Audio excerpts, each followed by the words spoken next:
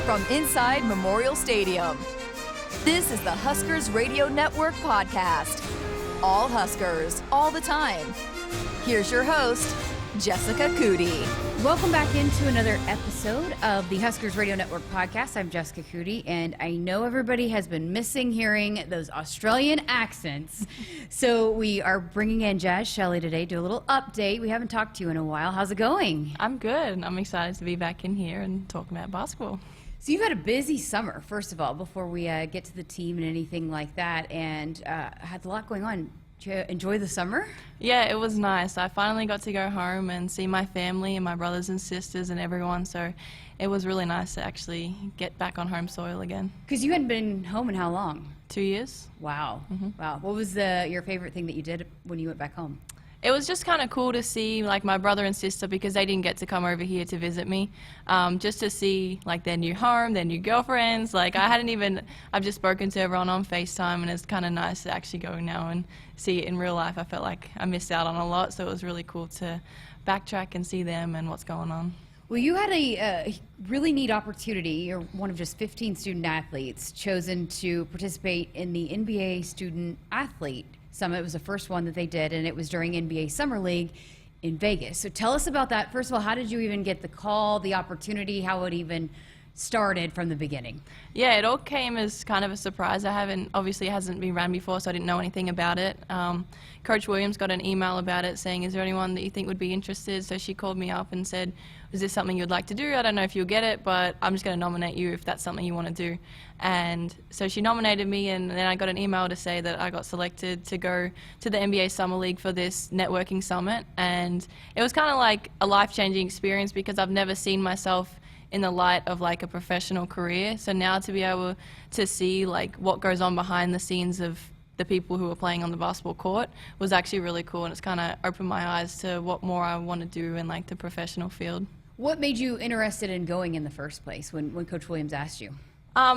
It was definitely a summit that was based around like leadership as well, and like leading teams, and I felt like that's something that I want to strengthen for myself. So to be able to go there, and we found out like the people that were speaking, I was like, this is the perfect people I need to hear from to improve that part of my game as well. So I thought that leadership aspect was best, and I'd never really been to a networking event where I was able to just go and listen to and speak with a bunch of people in like some awesome jobs in the league office and in the NBA. So what all did you guys do? You talked about the networking, you had panels, right? And you had tours, behind the scenes stuff too. What all did you guys do? Yeah, so we got to watch some of the Summer League games. We got to speak to some of the coaches of the NBA teams. We got to speak to their general managers.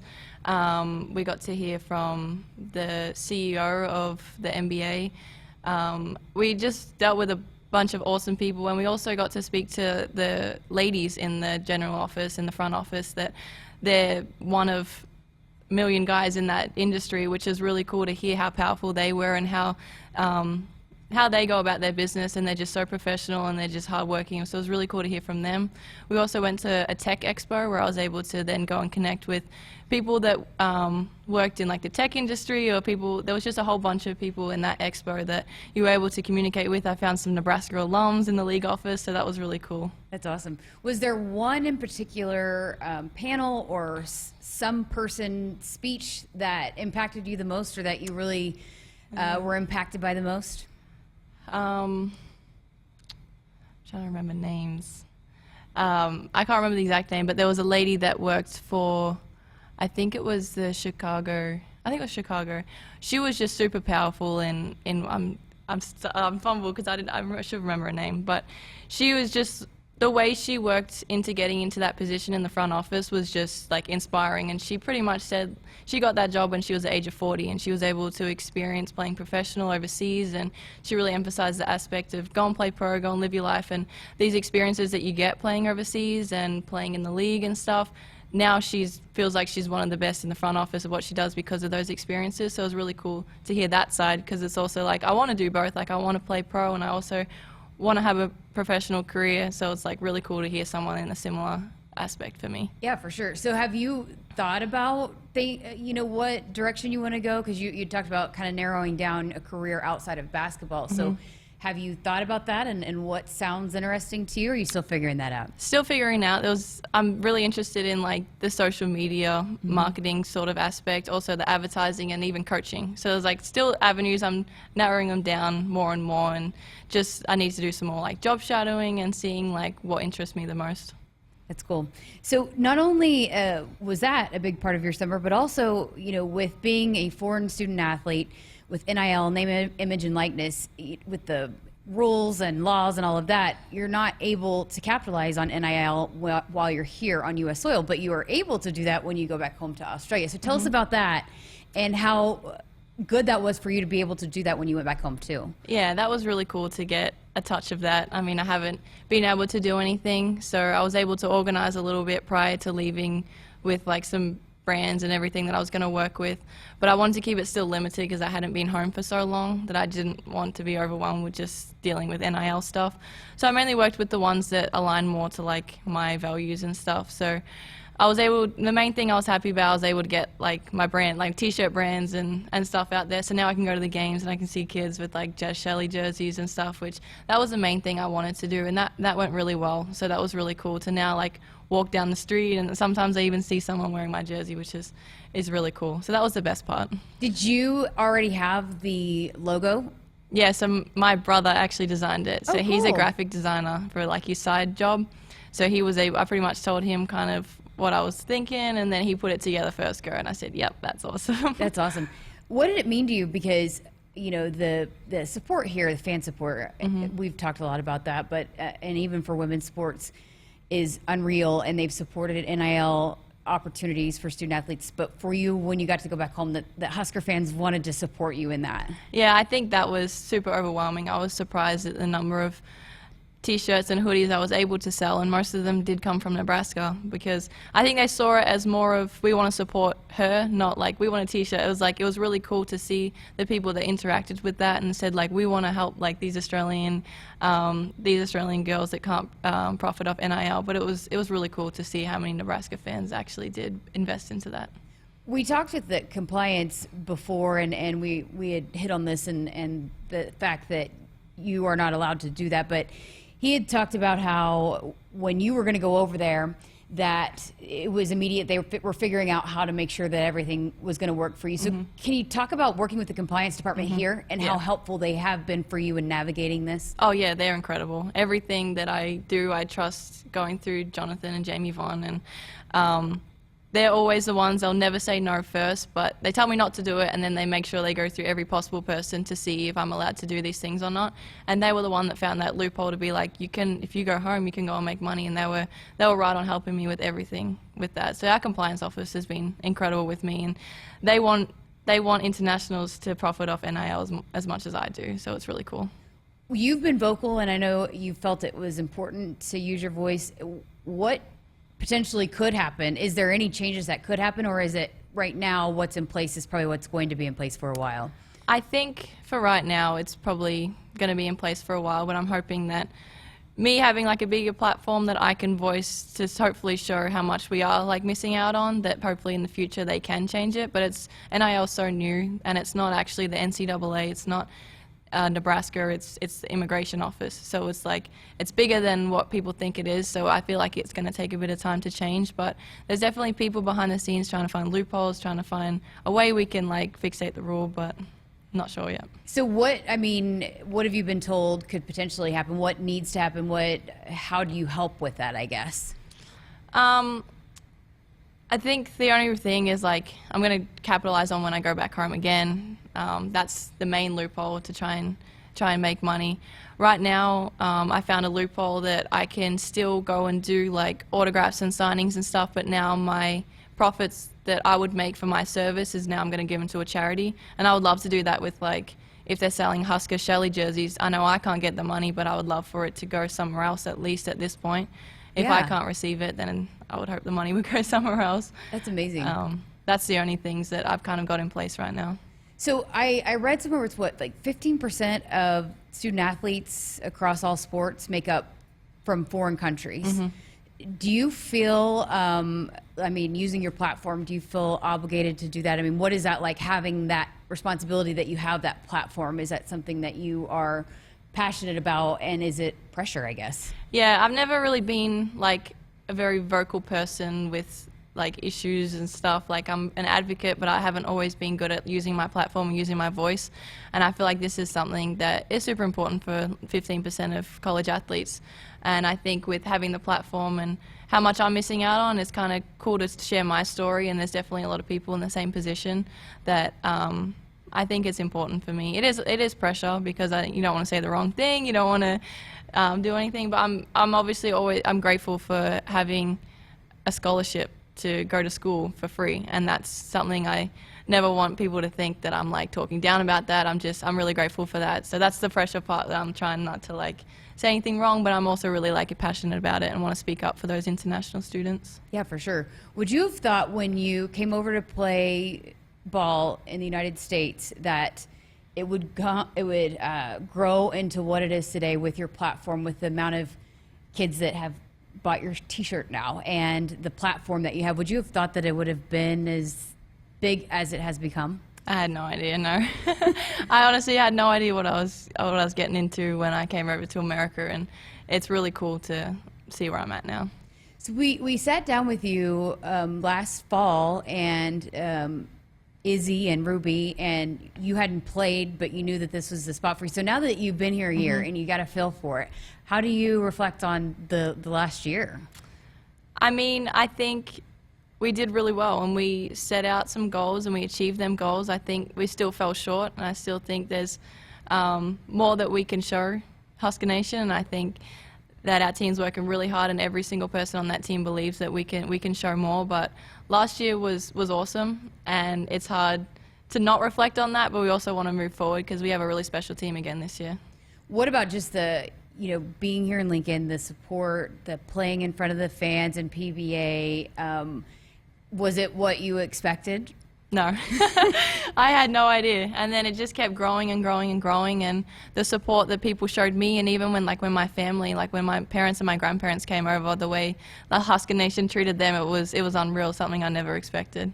So I know you don't want to reflect, but when you closed the chapter, when you had your meetings with coaches and you reflected on what you did last year, what were some of the conversations that you had, and you've even with yourself, about where your game needs to improve the most and what you need to do this season? I think personally for me, coming in as like a newbie last year, I felt like I was a good leader, but I didn't ever want to overstep because I felt like I had to kind of earn the respect first. And so I wasn't as vocal as I possibly could have been. So I think this year, taking on more of that leadership role and being more vocal and really setting the standard and bringing in those new girls or the freshmen coming into sophomore year, like really making sure that they have a leadership role too and trying to bring everyone up. I think that's going to be important going into next year. What about on the court and that area? I think we just have to continue to believe in our abilities. I think we need to realize that when we do make the NCAA tournament that we deserve to be there, and there is no reason why we can't go and make a run deep into that tournament. And I think it was a blessing in disguise, maybe losing that first game. Now we have that fire to be like, well, we just watched 4 teams that we've beaten go to the Sweet 16. So I feel like now we've got that, be like, we can do that too. So I think that belief will be really important in the back end of the season for us. Just what about your personal game? Is there certain areas that you focused on going into this next season? Yeah, I definitely want to pick it up on the defensive end. I think that I can be a very consistent defender, and last year, I mean, I was in the defensive team, but I think I could have done more for our team to be more of that consistent get after it defender and not ever have lapses. And I also think on the offensive end, I'm trying to be more of a 3-level scorer and not rely on 3-point shot as much, trying to get more in the paint and have more of a score-first mentality, which will open up those passes a little better.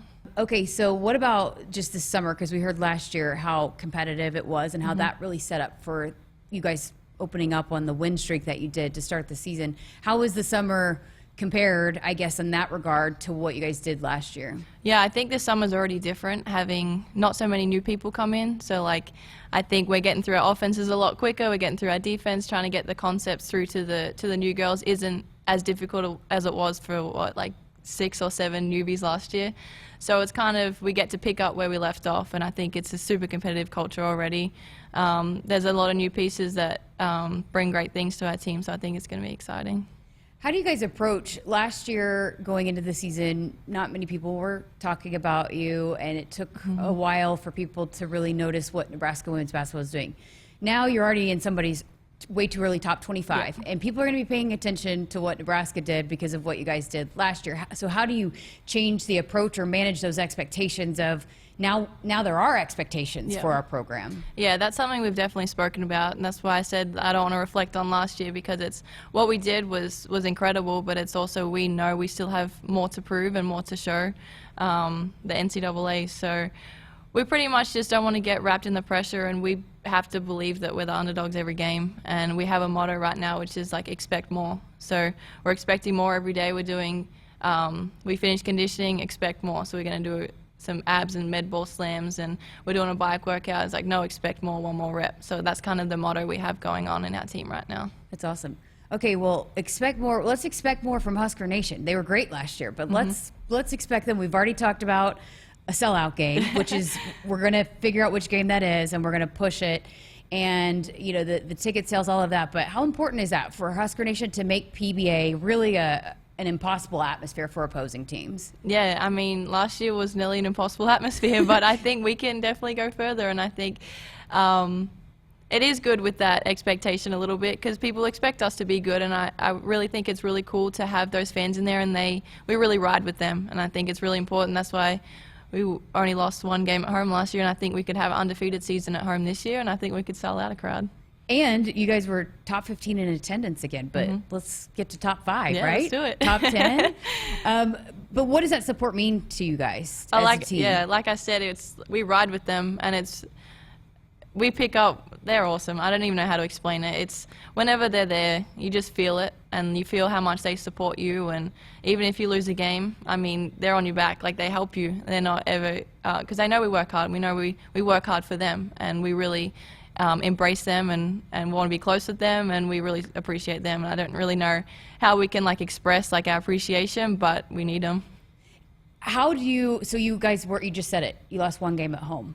How do you take that? I know it's hard without having the crowd behind you, but how do you get better and defend and be as good on the road as you are at home? I think consistency this season is going to be super important, and that's kind of why we have the expect more. So we're always focused on doing a little bit extra. We're always focused on being the better team and working harder at practice than another team is somewhere else, you know. And I think that if we really continue to believe in each other and we stay consistent with that, I think we can beat any team anywhere.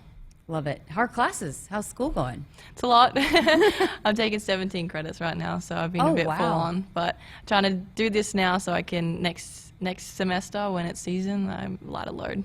Yeah, awesome. Well, appreciate your time. Always enjoy talking with you, and can't wait. Gosh, we're getting closer and closer to basketball season. Opening night also, did want to mention that too. That was a fun event last year. It's going to be fun again this year. And how much do you guys want Husker Nation to come out and just even experience opening night with men's basketball as well? Yeah, I missed it last year. I was in Jordan, so this is going to be my first opening night, so I'm super excited.